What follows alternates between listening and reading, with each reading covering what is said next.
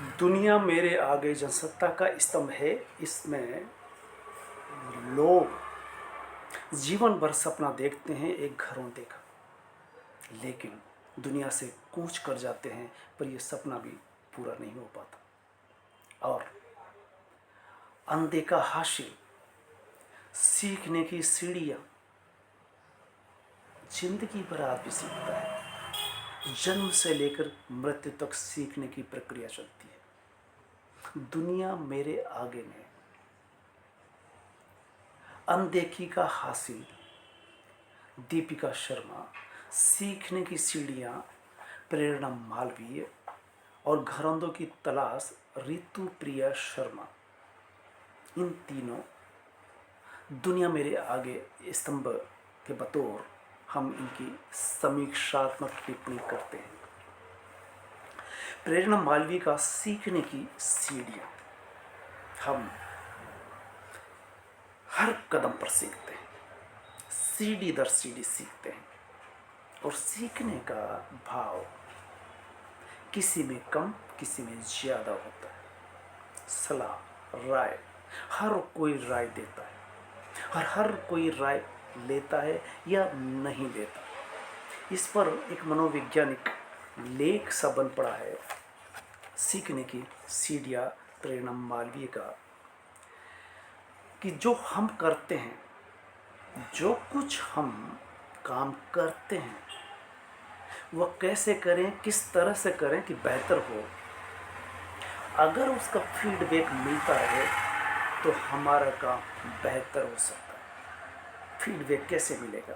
जो अनुभवी लोग हैं, जो पहले से उस काम को करते रहे, ये जो बुजुर्ग रहे या जो एक्सपर्ट रहे, वो राय दें और उस राय को हम स्वीकार करें और सुधार करें, काम करें, तो ऐसा संभव हो सकता है। लेकिन राय देना और लेना, किसी की राय देने को कोई भी व्यक्ति सहजता से लेता है या नकारात्मक रूप से लेता है, यह उस व्यक्ति पर निर्भर करता है। अगर नकारात्मक रूप से लेते हैं और आलोचना समझ करके लेते हैं तो संबंध बिगड़ जाते हैं, लोग राय देना बंद कर देते हैं, और जिसने राय दी उससे हमेशा हमेशा के लिए संबंध विच्छेद हो जाता है। ऐसे में लोग राय देने से कतराते हैं। ऐसे वाकई जिस राय को ठीक समझ करके दिया गया लेकिन लेने वाले ने उसे नकारात्मक समझा, तो उसका असर गलत होता है। इसलिए राय स्वीकारना, लगता है भारत जैसे देश में राय देने वाले हैं लेकिन राय स्वीकार करने वाले बहुत कम लोग हैं। ये शायद भारत की संस्कृति ही नहीं रही कि सहजता से राय ली जाए, बल्कि उसको आलोचना समझा जाता है, और आलोचना समझने से राय देने वाले से संबंध बिगड़ने का डर रहता है। और इसका खतरा क्या होता है कि राय देने के बाद वो जो काम में संशोधन किया जाता है, उससे काम बेहतर हो सकता था, अब वो काम आप अपनी तरह से करेंगे। अब आप सीखने से महरूम रह जाते हैं जब सामने वाले से राय लेना को आप आलोचना समझते हैं, नकारात्मक समझते हैं, और अच्छी राय आने के दरवाजे बंद हो जाते हैं, अवसर खत्म हो जाते हैं। ऐसे लोग अपनी मनमानी करते हैं, अपनी सोच तक सीमित रहते हैं, और उसी छोटी सोच से जितनी सोच हो सकती है उसी तरह से काम करते हैं, और बेहतर काम नहीं हो सकता। दूसरे का नज़रिया से महरूम रह जाते हैं। कुछ छूटे हुए बिंदु हो सकते हैं उस काम के, जो दूसरे की निगाह से हमें मिल सकते थे, वो नहीं मिल सकेंगे। व्यक्ति के रूप में हम बेहतर साबित हो सकते हैं अगर हम राय लेते हैं, काम भी हमारा सुधरता है। तो राय को सकारात्मक रूप से लेना चाहिए, न कि नकारात्मक रूप से। यहाँ पर सीखने की सीढ़ी में प्रेरणा मालवीय लोगों का नज़रिया बता रहे हैं कि अधिकांश लोग जो मिलती है राय उसको नकारात्मक रूप से लेते हैं। आलोचना समझ करके लेते हैं और वो कुछ भी सुधार नहीं कर पाते। कुछ लोग होते हैं जो राय स्वीकार करते हैं, तब उनको दूसरे का नज़रिया और छूटे हुए बिंदु या उस चीज़ को, उस काम को बेहतर करने का एक अवसर मिलता है। इसे कह सकते हैं कि संवेदनशील जो नागरिक होगा वो राय देगा, और जो संवेदनशील व्यक्ति होगा, काम करने वाला होगा, वो राय लेगा। और इन दिनों संवेदनशीलता कितनी कम होती जा रही है, फलत राय देना और लेना दोनों ही कम से कम हो रहा है। इसका मतलब ये कि ये प्रक्रिया स्कूल से आरंभ होती है, घर से शुरुआत होती है, स्कूल तक जाती है। अगर हम इसे घर से शुरुआत करें, राय लेने करने से स्कूल तक लें, तो सुधार होगा। अन्यथा नकारात्मक रूप में लेते रहे तो मन मुटाव हो जाता है, संबंध बिगड़ जाते हैं। ऐसे में राय लेना न लेना ये एक संस्कृति है जिसके बारे में प्रेरणा मालवीय कहती है कि लोग भारत में राय को सहज रूप से स्वीकार नहीं करते। ये यहाँ की संस्कृति है। सो लोग राय देने से भी बचते हैं।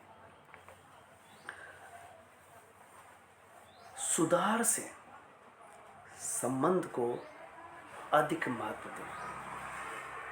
संबंध जो काम हम कर रहे हैं उसमें सुधार होना चाहिए। इससे व्यक्ति के संबंध से कोई संबंध नहीं होना चाहिए कि व्यक्ति से संबंध कैसे है। राय देने वाला चलते हुए राय देते हैं, और ये सीख की प्रक्रिया जन्म से लेकर के मृत्यु पर्यंत चलती है। देने वाले देते हैं, लेने वाले लेते हैं। तो बेशकीमती प्रक्रिया है राय स्वीकार करना। राय का स्वागत किया जाना चाहिए। इनको अपने व्यक्तिगत संबंधों पर नहीं लेना चाहिए। हाँ, ये जरूर है कि राय काम पर हो, न कि व्यक्ति पर। ये बड़ी मार्के की बात है कि अधिकांश लोग राय देते देते उस व्यक्ति पर टिप्पणी कर देते हैं, व्यक्ति के चरित्र पर, व्यक्ति के स्वभाव पर, और व्यक्ति उससे चिड़चिड़ा जाता है, व्यक्ति नाराज हो जाता है, और अच्छी राय को भी वो कूड़े के ढेर में फेंक देता है। इसलिए राय काम पर दी जानी चाहिए। और समझदार व्यक्ति होगा तो उस संबंध पर दी गई राय को नजरअंदाज करेगा। इसलिए काम पर राय दी जानी चाहिए। काम पर राय मिलती है तो उसे स्वीकारना चाहिए। और ये कहते हैं कि जितना भी नया इस दुनिया में हुआ है वो ऐसे धुन के पक्के लोगों से हुआ है जो राय स्वीकार करते रहे, सहजता से लेते रहे, बदलाव करते रहे, और निंदा अगर होती है तो उसको नजरअंदाज करते रहे, वो राय पर गौर करते हैं। कंपनियां भी सलाहकार टीम रखती हैं, और सलाह टीम जब देती है तो कंपनियां उसके अनुसार काम करती हैं। बाजार में दिए जाने वाले विज्ञापन कुछ इसी तरह से काम करते हैं। इसी तरह से अनदेखी का हासिल दीपिका शर्मा का दुनिया मेरे आगे में, उन्होंने कहा, लिखा कि विकास की दौड़ में हम अंधे हो चले। बेशक हम दौड़ रहे हैं, बेशक हम विकास कर रहे हैं, लेकिन आंखें बंद कर रखी है।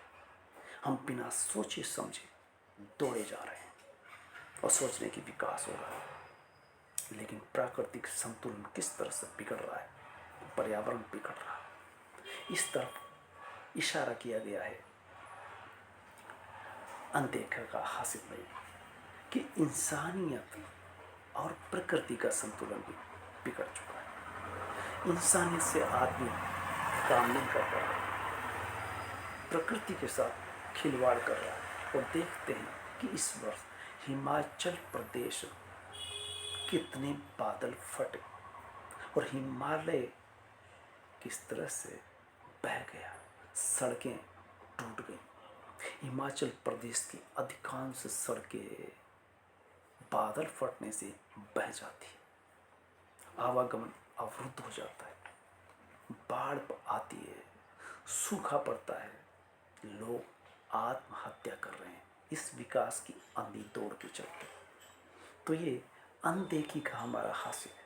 हम अनदेखी कर रहे हैं प्रकृति की, हम अनदेखी कर रहे हैं विकास की अंधी दौड़ कि क्या क्या नहीं छूट रहा है। आंख मूंद कर विकास के नाम पर हम इंसानियत की जड़ें काट रहे हैं। संवेदनहीनता बढ़ती जा रही है। एक दूसरे से आगे निकलने की होड़ में हम इंसानियत को रौंद रहे हैं, पर्यावरण बिगाड़ रहे हैं।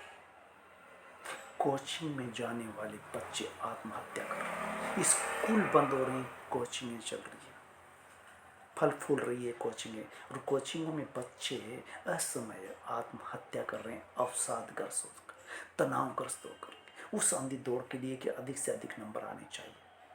कम नंबर आए, नंबर से तोले जा रहे हैं लोग।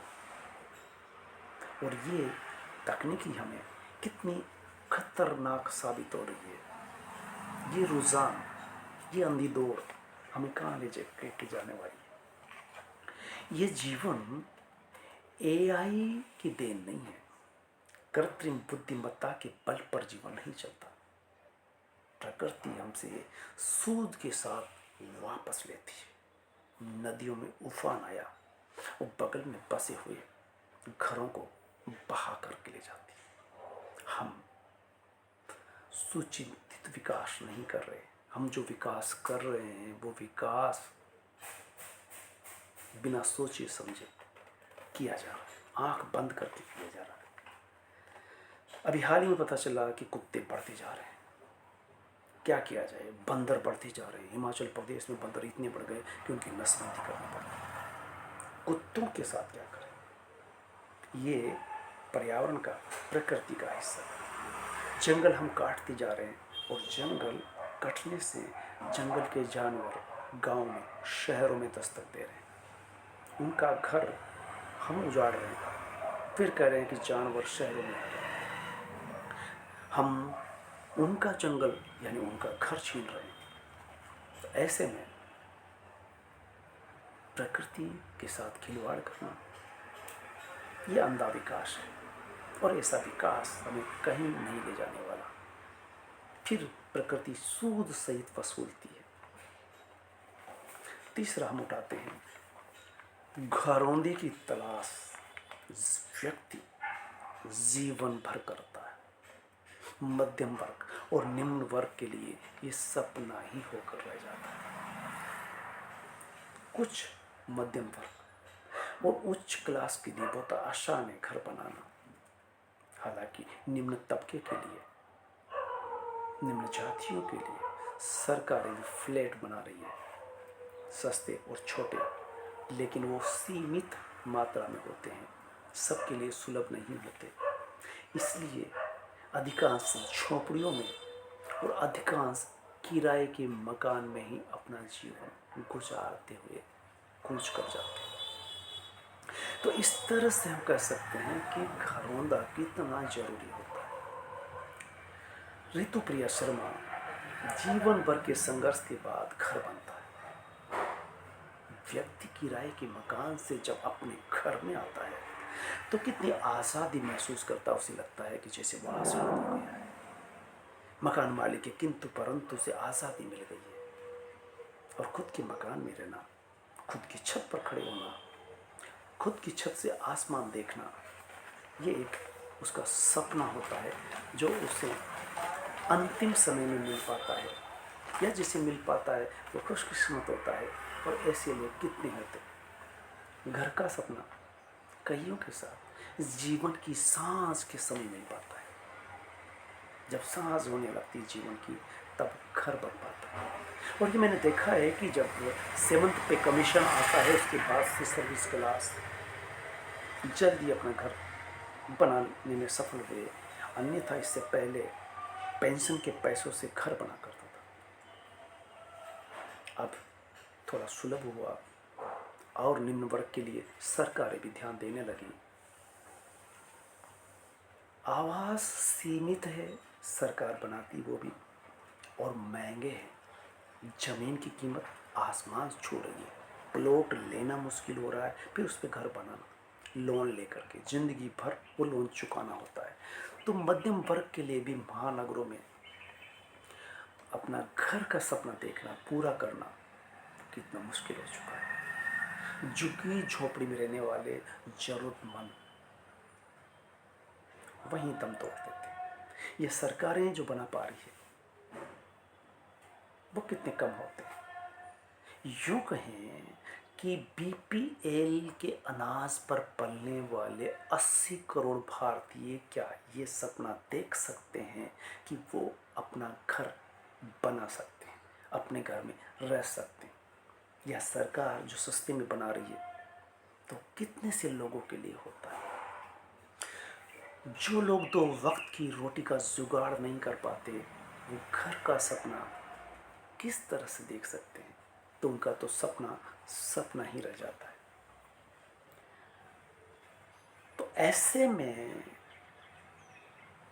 दुनिया मेरे आगे में एक विडंबना की ओर इशारा किया कि बहुत सारे लोग इतने पैसे वाले होते हैं कि वो चाहें तो 2-4 लोगों के लिए मकान घर बना करके दे सकते हैं। जैसे सरकार ज़रूरतमंदों के लिए फ्लैट बनाती है, पीएम फ्लैट, पीएम हाउस नाम से, लेकिन वो कितने लोगों तक, हालांकि 2.5-3 लाख रुपए भी जिनके लिए देना मुश्किल होता है, फिर वह आवास आम जन के लिए खोल दिए जाते हैं कि खाली रह गए इसलिए कोई भी अब इनको ले सकता है। तो इस तरह से हम कह सकते हैं कि सम्मान से जीने के लिए हर आदमी के सिर पर छत होनी चाहिए। और भारत जैसे देश में जहां 80 करोड़ पीपीएल राशन कार्ड पर अनाज लेकर के, सस्ते फ्री अनाज, या कहें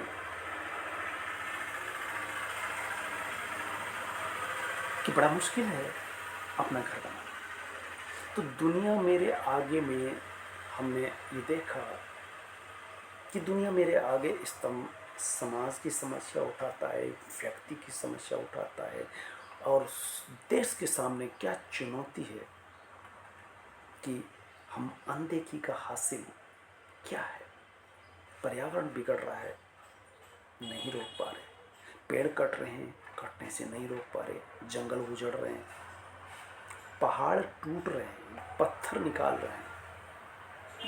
ऐसे में पर्यावरण बिगड़ता है और मौसम, आवश्यकता से अधिक बरसात हो जाती है, बाढ़ आती है, पहाड़ धसक जाते हैं, दिल्ली डूबने की कगार पर पहुंच जाती है, पंजाब में फसलें नष्ट हो गई है, हिमाचल की सड़कें बह गई है। ये हमारी अनदेखी का हासिल है कि हम पर्यावरण को बिगड़ने से रोक नहीं पा रहे। सरकारें आंखें मूंदे बैठी है। सरकार अपनी सीट सत्ता बचाने के लिए ये न किन प्रकार जुगत जुगाड़ कर रही है। सरकारें अपनी सीट बचाने के लिए वोट चोरी के इल्जाम से बच नहीं पा रही है, पारदर्शिता से चुनाव नहीं हो पा रहे। ऐसी सरकारें क्या समाज के लिए, जनता के लिए, देश के लिए और पर्यावरण के लिए सोचने का वक्त निकाले? जहां देश का पीएम या तो विदेशी दौरे पर होता हो या फिर चुनावी सभा में होता हो, पहलगांव घटित होता है, तब वो विदेशी दौरे से लौट करके भी बिहार में चुनावी सभा में पहुंच जाते हैं। और जब मणिपुर होता है तो उसके 2.25 साल बाद आप मणिपुर में पहुंच करके फिर खम्भ ठोक के कहते हैं कि सरकार आपके दुख दर्द में आपके साथ है। इस बात को 2.25 साल बाद जो पीएम कहता हो, उस पीएम के कहे हुए पर कितना विश्वास करेंगे? ऐसा पीएम पर्यावरण के बारे में सोचेगा? ऐसा पीएम आमजन, गरीब, झुग्गी झोपड़ी में रहने वालों के लिए आवास बनाने की सोचेगा? जंगल कट रहे हैं, उजड़ रहे हैं, उन पर पेड़ लगाए जाए, इस पर सोचेगा? उनके कार्यकाल में बने पुल 8-10 पुल गिर जाते हैं। गुजरात आकर के देखो कितना विकास किया, उस गुजरात में पुल गिर रहे हैं और पीएम दावे कर रहे हैं, 2 करोड़ नौकरियों के दावे कर रहे हैं पीएम। ऐसे में गरीबों की घरौंदे की बात करेंगे तो दुनिया मेरे आगे में आज इतना ही। फिर मिलते हैं।